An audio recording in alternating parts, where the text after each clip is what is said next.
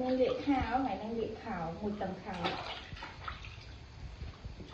chạy cái khơi nè này nè chạy cái khơi này nè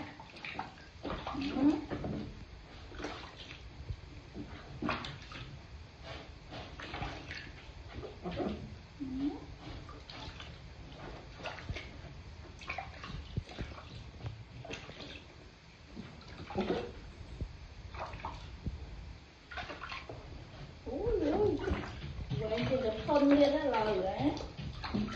quán trên được thôn đi lời rồi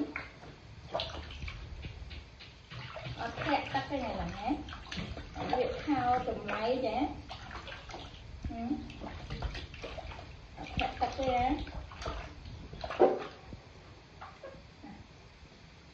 khỏi rồi